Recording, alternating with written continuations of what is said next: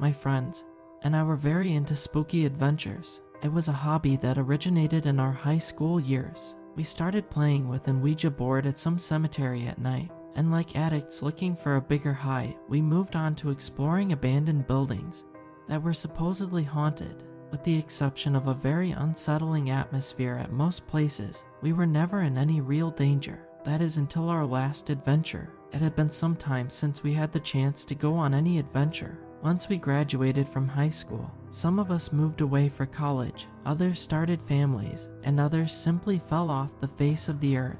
A while back, I was contacted by my best friend in high school, and after catching up, he proposed a trip to a national park.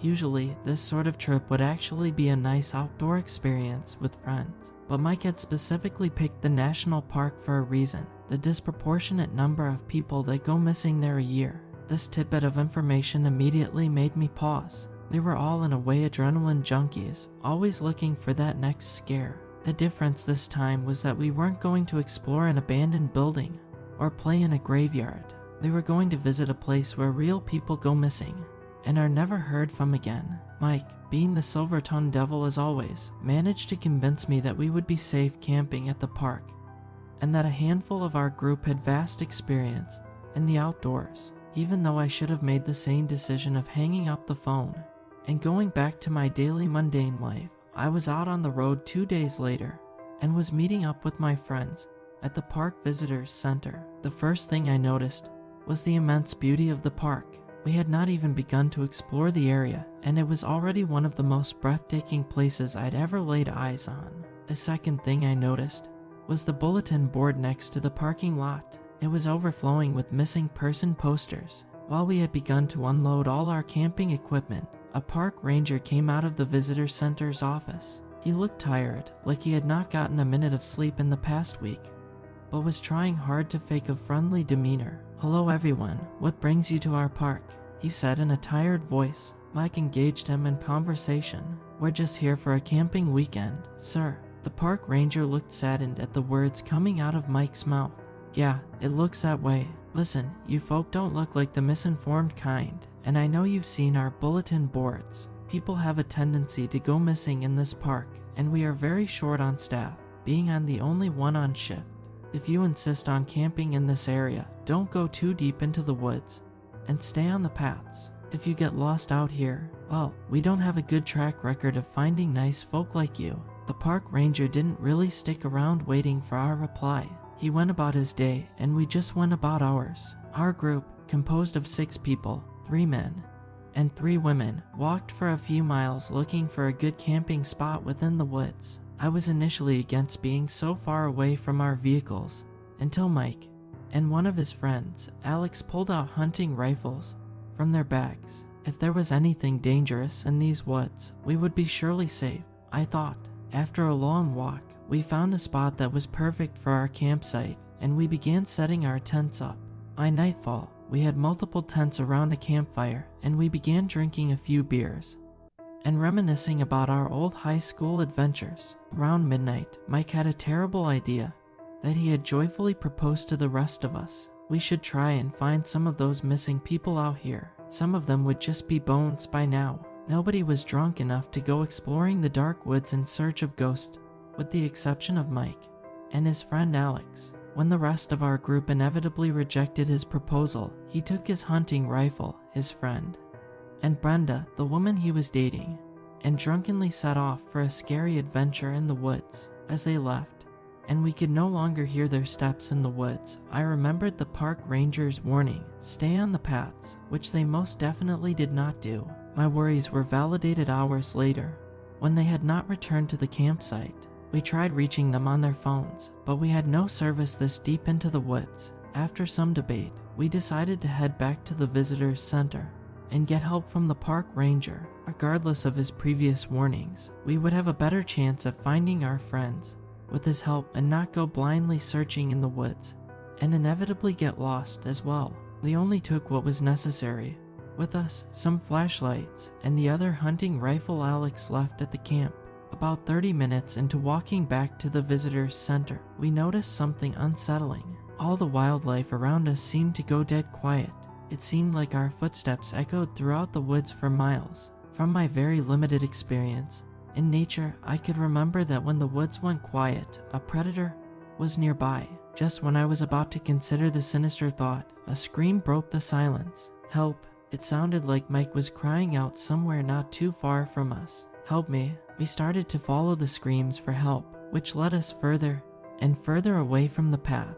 A few dozen feet deeper into the woods, we found a flickering flashlight that had been cracked and barely functioning. A few feet in front of us, we could hear Mike. Help me! Mike sounded weaker this time, but something was off. His voice sounded wrong this time, like someone was trying to imitate how a human spoke, and Mike's voice at the same time.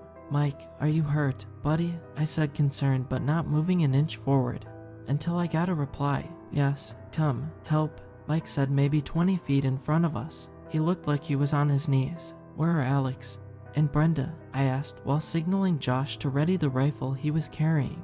They are here. We found them. I pointed my flashlight towards Mike.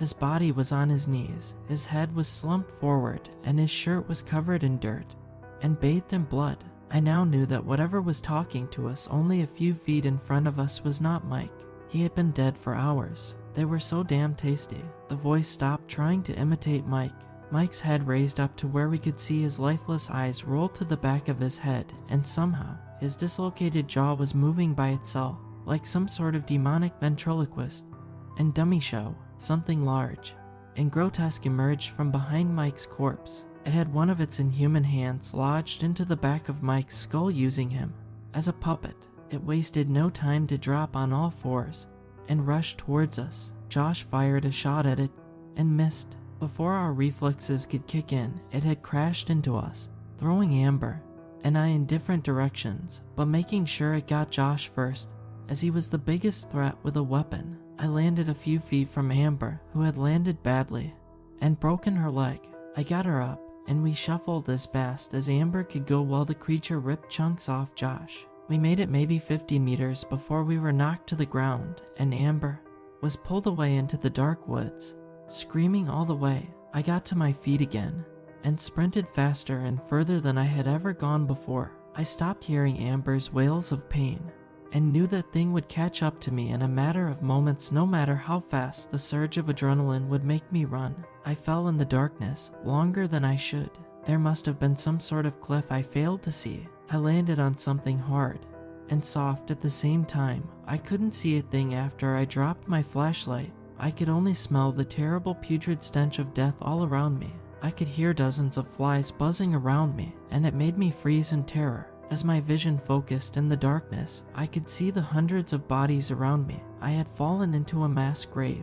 None of the corpses were complete from what I could tell, and some of them I recognized. Amber and Alex were among the piles of dead, and one particular body I could recognize as the park ranger that we had met in the morning. I had to swallow my scream as a couple more bodies were thrown into the pile. The creature was actively looking through the pile for any signs of me. I had to play dead until the creature left in defeat. I waited what felt like an eternity, until the first rays of light broke through the trees. I felt sick to my stomach as I tried crawling over the dead bodies and out of the pit. I cried for my friends, and cried some more when my foot got stuck in one of the bodies. It was Mike, and my foot had gone through where his stomach used to be. Eventually, I crawled out of the mass grave and found my way back to the path we originally used to get to our campsite. A few hours of walking, and I reached the visitors center where our vehicles awaited our return. I got into my car and fell into a catatonic state for a few minutes. After I snapped out of it, I drove away as the feeling of still being watched was too overwhelming, as I did see a car driving towards the visitors center. A man, a woman, and 2 young children in the back seat. I wish I could say that I stopped and warned them of the impending doom that awaited them, but I drove. I didn't look back.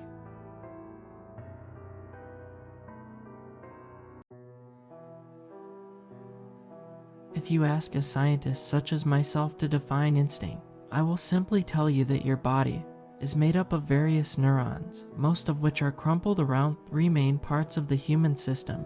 In first place is the brain, having an outstanding number of approximately 86 billion neurons working together in relentless harmony that I wish I could see in all of mankind, while the second, the spinal cord, stays in millions, way down to the tail, and equally as corresponding. These cells, of course, carry on multiple purposes, but the gist of it is that the more they are grouped like tangled web after tangled web, the greater they are at processing information. But the third one, the stomach, otherwise known as the second brain for its 500 million tally, is something more complex, more primitive in nature. While both the brain and the spine's reactions develop from situations your physical body can attest and can prevent at any given obstacle, like how you immediately balance yourself after a misstep at the bottom of the stairs, that instincts don't need your eyes or really any of your sixth senses to alert you of what danger is creeping from an unknown distance. It simply knows. That, in turn, sends you into a state of panic,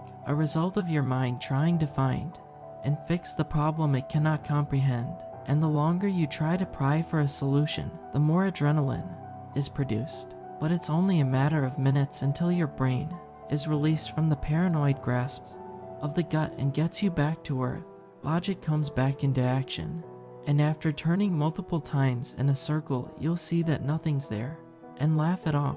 Undoubtedly, it's not enough, so you look around for one last time just to be sure. And the mind finally relaxes, pushing down the still uncomfortable gnawing in the pits of your stomach, which remains for as long as it likes, because of whatever reason I couldn't figure out until last night. Still, I was convinced that everything that's been happening in the last few weeks was a result of my formal leave from the lab.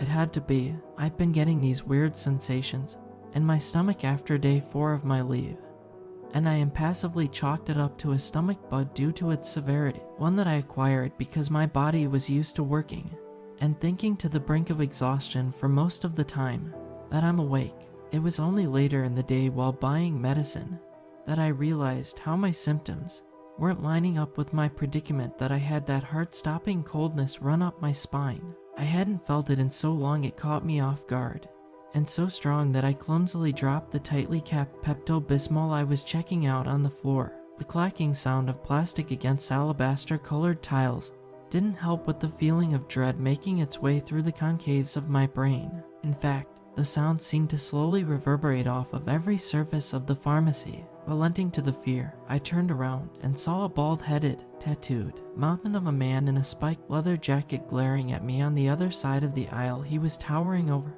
but as soon as he saw me turn to face him, his expression changed to that of concern as he asked me if I was okay. He didn't seem to want to cause me any trouble after all, and I nodded shakily, feeling myself calm down enough to breathe.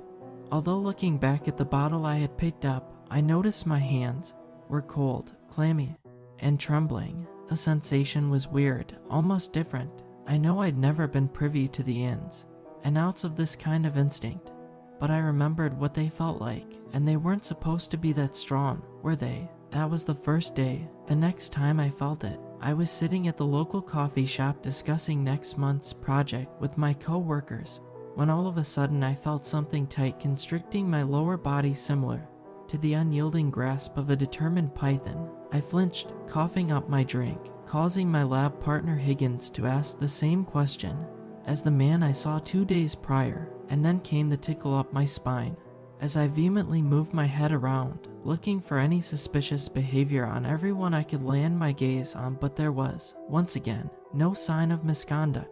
Not one person inside or outside of the building was even bothering to spare me a moment's glance, too busy in their own little bubble to notice the almost frantic girl in the corner. I sighed and shook my head. The third time it appeared, I started to get uneasy. It was during a short trip to the grocery store, and without warning, the freezing hands of my gut went up to pluck my heart down as soon as I got the feeling of eyes drilling ever so extremely in the back of my head. 3 tries was all it took for my mind to succumb and flee. I wasted no time and jumped into my car to drive off to home, to safety. I paused, stopping the car abruptly. Safety from what, exactly? I am a woman of science. Damn it. Seeing is believing. I gritted my teeth as a mixture of emotions flooded through me. I let my gut instincts drive instead of my head.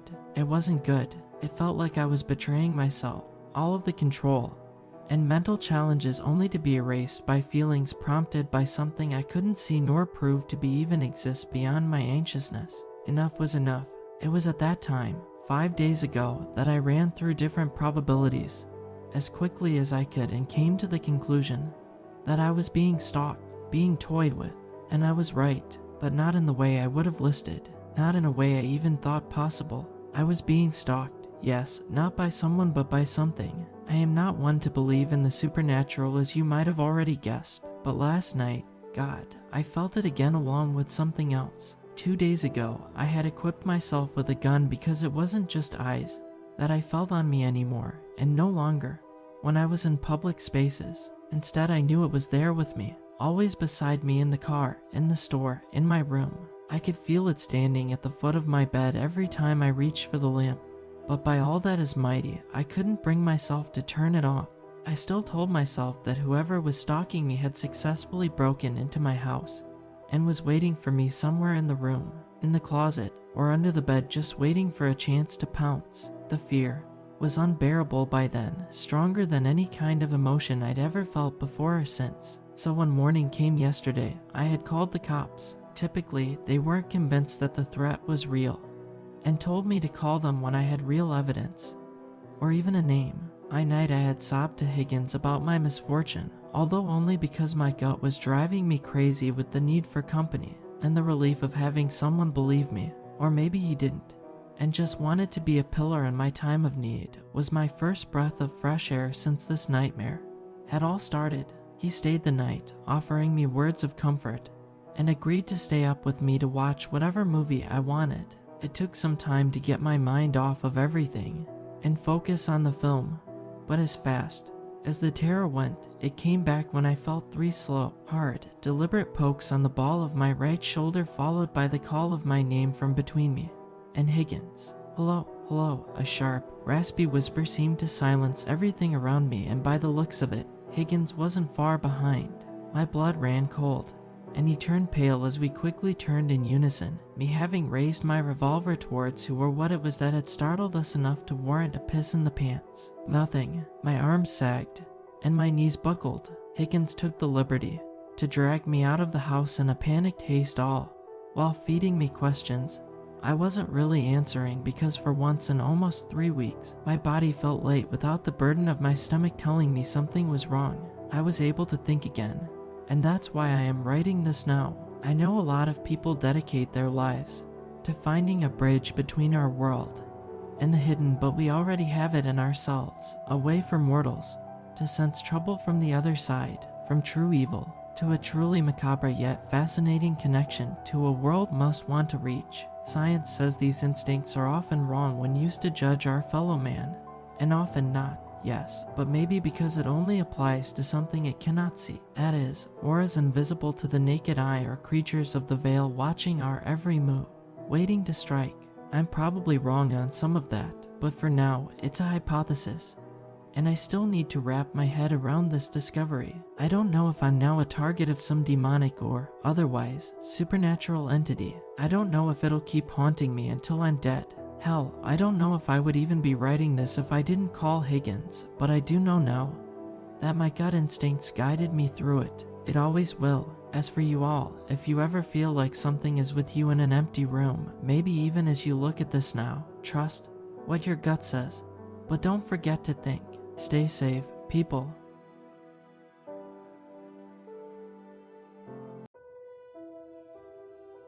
I am writing this from the safety of my own home, shaking terribly after what just happened. I'll give some backstory first before getting into what happened today. My friend Hugo and I were friends since birth. We lived close to each other and went on family vacations together, so we've never really been too far apart. We were like clones of each other, knowing exactly what we were thinking, or sharing the same opinions. Once we reached high school, however, things began to change in our friendship.